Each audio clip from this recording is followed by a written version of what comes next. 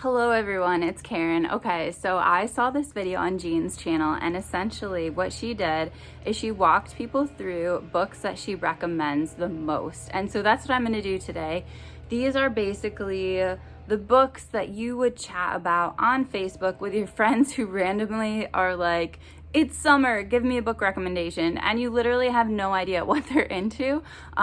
So these are not like obscure or niche, they're just kind of like pretty much anybody would like them. And this list is A through M because I was cleaning out my bookshelves and I found so many that I figured it should probably be split into 2 videos. Starting with A, the first book is A Man Named Doll, which is by Jonathan Ames. So this is like a thriller crime sort of a situation. Basically our main character Doll is a guy, and that's actually his name, which is kind of embarrassing. Anyway, long story. He was a cop, bad things happened. Now he's just trying to find work and make ends meet. Basically kind of being a private investigator and also working at this massage parlor. It goes badly really quickly because basically one of the workers at the massage parlor has a guy get really violent on her, and he swoops in to help, and things just go bad quite quickly, as I already said. But it's very short, very fast-paced, and just very fun. And the ending, it was just like not what I thought was going on at all, and it was really interesting to think about, like, is this something that happens in real life? So yeah, highly recommend. Okay, the next is a Margaret Atwood book, but it's one that nobody talks about and is so underhyped and needs more love, and that is The Heart Goes Last. So the premise of this is that there's a couple and they are basically living in their car because things are just real bad in the world that we live in, and it's just very dangerous, and lots of people are very low income, hence the car. And basically you're just on guard 24/7 because of all the dangerous people and situations that you can be involved in. And so this couple finds an advertisement, I think, for this situation, and they end up like inquiring and finding out more about it. And what ends up happening is that they're basically given a more safe life, a safer life, and just like a better situation. Essentially, they are allowed to live in like what I picture as like a condo or a townhouse. I don't exactly remember how it was described in the book. And it's just super nice, and they live together just in like this perfect utopian sort of place for 1 month. But then in return, the next month, they have to go to prison, and another couple moves into that house. And so it's all these couples who are alternating between living an ideal life and being in prison. And it just has so much to say about our society. And there's one part in here that I was like, holy cow, like this was written before 2016. And yeah, I definitely want to reread it actually, because it's so good. And people do not talk about it, and it's so good. Okay, the next book is a more recent read for me, and this is from the book club that Dee Dee does. Brown Girl Reading, she does this Read So Lit book club where every single month you read a book by a Black author, and it has given me so many amazing books in my life, and this is one of them. So Perfect Peace starts out basically with this woman giving birth to a child, and it's just talking about how she has all these boy babies and she is just done having boys, and she wants this one to be a girl. And you just know, you know that what is coming out of her is not going to be a girl. Like, you know that, right? And you also know that this lady is not going to make a good decision and is going to do something really shady. And that's exactly what happens. So the child that she gives birth to ends up being another boy, and she ends up raising him as a girl. And naming him Perfect Peace, hence the title. And so there's so much tension in this because you're basically waiting for like the next shoe to drop. Like, you're waiting for Perfect to get found out that he is actually a boy, and there's so much discussion of like gender and like how people fit into certain gender norms or gender expectations, and there's so much like symbolism and like names that have meaning and stuff like that. I got to chat it up with the author thanks to Dee Dee's book club, and it was just like amazing to hear him talk about all the nuances of what he did in this book and why. Like, mind blown. Like, I wish the our conversation was recorded. Well, he was talking to us. I wasn't really, it sounds like I was talking more than I was. I was basically just listening, soaking up all his wisdom because it was so powerful, and I wish it had been recorded so I could listen again. All right, the next book is Kindred by Octavia E. Butler. This is the first and only book I have read by her, but definitely made me want to read more, and that is something that is on my like to read list in the near future. Basically, Kindred is a story of this husband and wife, and they're just like living their best life together, married couple, whatever. Don't watch the TV show, it's horrible. And all of a sudden the wife just gets sucked back in time, and she keeps getting sucked back to this like white boy, but it's during the times of like slavery, and his family like owns, or his family like has enslaved people that they're not kind to, but this is a white boy, so like it's just like weird. Like, it's always that he's in like a really dangerous situation when she gets pulled back to him, and you just don't really know like why is she keep being pulled back to save this little white boy. And yeah, it just like keeps going. She keeps getting sucked back. It follows this boy throughout time, so he keeps getting older each time she's sucked back, and it's just amazing how like all consuming the situation becomes, because at first she's pulled back for like a few minutes here and there, and it just becomes like longer time periods that she's pulled back into time, more often that she's pulled back, and she just starts to become very aware of like how she will be viewed in this other time period compared to now, what she might need to have on hand in case of an emergency, in case she would be pulled back. And yeah, I really liked it. This is like time travel, but I feel like even people who don't like time travel would really like this book. Okay, next up, sci-fi for people who don't like sci-fi. This is Ready Player One by Ernest Cline. I would like to reread this because I loved it so much. Everybody I know who has read it has loved it, even if they're not sci-fi people. And there's so much that's happening in our world today that reminds me of this book. So essentially, there is this internet sort of thing that has been created called the Oasis, and people spend all their time there. They go to school there, they talk to their friends there, they play games on there.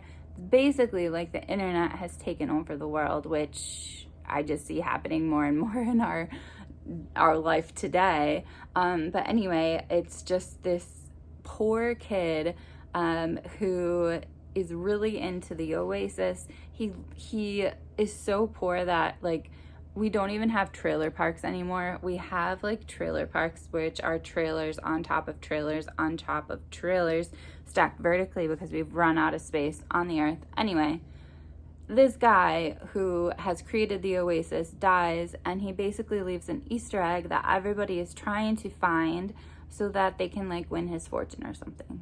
It's been a long time since I read it, but I remember absolutely loving it and just being amazed too at like comparing our life to the life of the characters in the book, and just thinking about how things could possibly head in that direction, which obviously they have. All right, next up, don't watch the movie, or, well, you can watch the movie. Don't watch the trailer before you read this book. This is Room by Emma Donoghue, and it is essentially a story told by a child who has spent his entire life living in a room. His mom was taken captive, and he was conceived in that room, and thus has been born there and has been there his entire life. So it's told from his perspective, and it's very interesting how his language develops and all this sort of stuff. The reason I say don't watch the trailer is because I think it gives a huge spoiler that doesn't happen until almost the end of the book.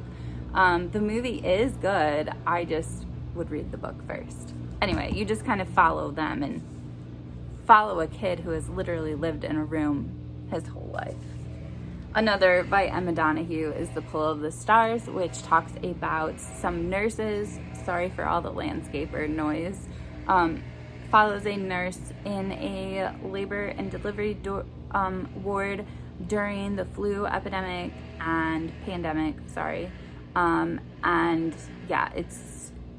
Ooh, I don't like labor and delivery, but it was a really good read. Really good. This is a book no one has heard of, and it is a chunker, so it takes some dedication, but it is really good. This is The Time in Between. It is a World War II Holocaust sort of situation, but I am trying to remember where it takes place. It takes place in Spain, I'm pretty sure, which is different than what I'm used to, and I also just felt like the way that this woman like stood up for what was right was just really creative, and I love just hearing about people problem solve through different situations. I feel like there's romance in here. There is just fierceness. It's been a long time since I read it, but it was a book that we read with our family book club. It's a book that has stuck with me, even though I can't remember all the details. And I would say that if you ask our family book club about this book, they would all say that they really enjoyed it as well. Okay, we're about halfway done. So the next book is The Nature of Fragile Things. This is by Susan Meisner. I've read a few others of her, but this is like, actually, have I read? I think this might have been my first one by her. I'm not sure. Anyway, so basically it's about this Irish immigrant. I'm just reading the blurb because I don't completely remember. She basically agrees to be a mail order bride. And she shows up for this guy, and like they don't even have time to get to know each other. Like he wants to just like get things started. He has a daughter, and she's also kind of like there to take care of the child, but that's the premise. But it's so twisty and so much happens, and it's very fast paced, so I would highly recommend this one as well. Duh, like all of them. Next one, my favorite, Stephen King, 11/22/63. The reason I love this one so much is just how atmospheric it is and how, I guess, sensory it is. So it takes place, actually I think it takes place in 1958 when it starts. I don't really remember when it takes place. That is actually I don't remember. So sorry. Okay, but basically, this teacher gets called down to the office and is told to go across the street to this diner because he has been summoned, basically. And this diner is one that is complete crap, but the teacher loves it so much, even though nobody else loves this diner. And even though it's a place he goes to really frequently, when he goes in, the owner of the diner looks a hot mess. Like, he looks older. He looks like he's about to die. He looks very sickly. And the teacher is like, what the heck? Essentially, the owner of this diner is going to die, and that's why this teacher has been summoned, because he wants to basically have this guy complete a mission that he has started himself, which is basically going back in time, which means that it starts before the 60s, through this random spot in the restaurant that will deposit you into 1958. And so basically the guy wants him to go back to 1958 and then like wait it out, live your life, whatever, until 1963. And then he wants him to like basically prevent the assassination of JFK. And that is really interesting, just the premise of like, and it has been done a million times before, but like going back in time, if you change something, what are the ramifications of that? Like, I don't know, just like what happens if you change one tiny thing in the past? Like, isn't that like the butterfly effect or something? Like how everything could have all these other consequences as a result. And so that's the main premise, just trying to prevent the death of JFK. But I feel like I said, it's so sensory. Like you're just going back in time to 1958 and you're downtown and you're like at the soda fountain, like, and all the foods and all the drinks are just being described so well. And oh, I just loved this so much. And it's another time travel one, I think, for people that are not always into time travel, I would say. All right, next one, A Discovery of Witches by Deborah Harkness. I actually have not completed this. It's 3 or 4 books that are in this trilogy or quartet, or who knows, I don't remember. I think there are 4. Essentially, there's this witch who doesn't want to be a witch. She is very practical and tries to run her life by only using her brain and her knowledge, and is very like academic. She is, I'm pretty sure, at Oxford, and yep, Oxford's Bodleian Library. I think I said that wrong, I apologize. And she is in there working, researching, studying, and this book arrives that she did not call for. She did not ask for it. And all of a sudden, when she receives this book, all these creatures start following her. And her life becomes very dangerous. And it kind of just goes from there. Yeah. Romance, suspense, fast-paced. It's really good. Okay, next book. I have vague memories of, but totally should reread, because this book was recommended by Sarah from Your True Shelf, and I remember absolutely loving it. This is another time travel book. Dang it! I keep finding time travel books, or yeah, time travel-ish. Essentially, this woman drives by this house that she always has held like in her memory, and like she kind of has deja vu when she sees it, and kind of feels drawn to it in a lot of ways. And it kind of, the story kind of goes from there. Like I said, I have vague memories of it, but I remember loving it. This book is super, super heavy in place, and just how much power a place can have over your life. Next one, Before the Coffee Gets Cold, which most people know about. It's just basically, dang it, it's another time travel book. This is so crazy. Maybe I should just read more time travel books. It is essentially a cafe where if you sit in this one spot, you can go back in time, but the premise is, first of all, that there's a ghost in the chair that you need to sit in to travel back in time. So you have to wait until the ghost goes to the bathroom, and then you can sit there. And you can only go back in time and visit somebody who has also been to that cafe during the time that you go back to, like on the day that you go back to or whatever. And then you have to return to the future and finish your coffee. You have to finish your coffee in order to get back to the future before it gets cold. Otherwise, you get stuck there and you are turned into a ghost.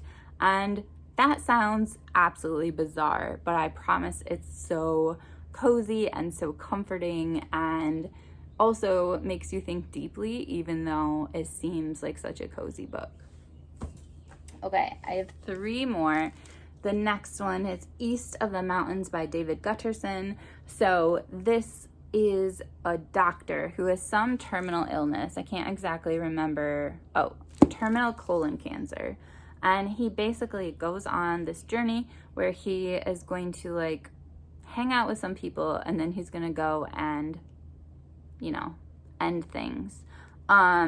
and you follow him on his journey west to do these things. I'm pretty sure that's the direction he's going. You revisit some situations that have happened in his life.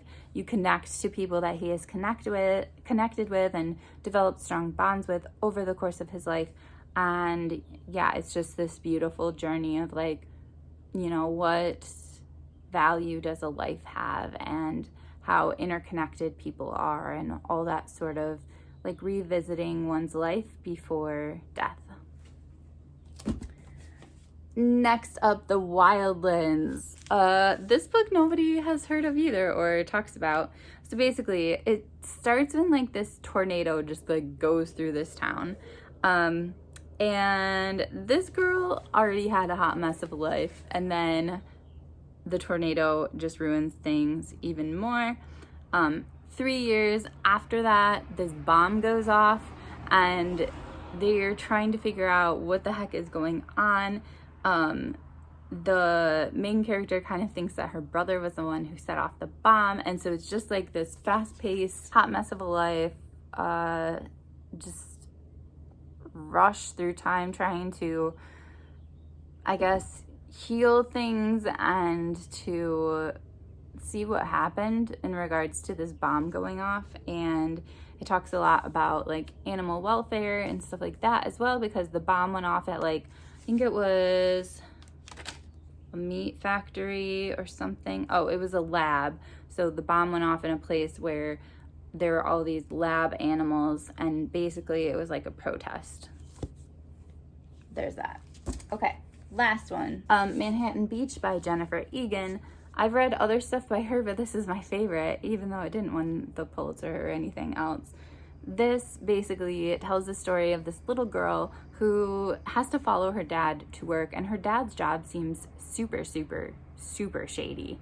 And he just kind of is sometimes there, sometimes not. His work is just randomly meeting up with people and doing business. Like, it just seems crazy. And you follow this girl from that moment at the start of following her dad around on his business deals through World War II and a bunch of stuff that she gets involved in as she gets older. She is fiercely feminist and such a strong character, and it was really cool to see all the stuff that she does during the war.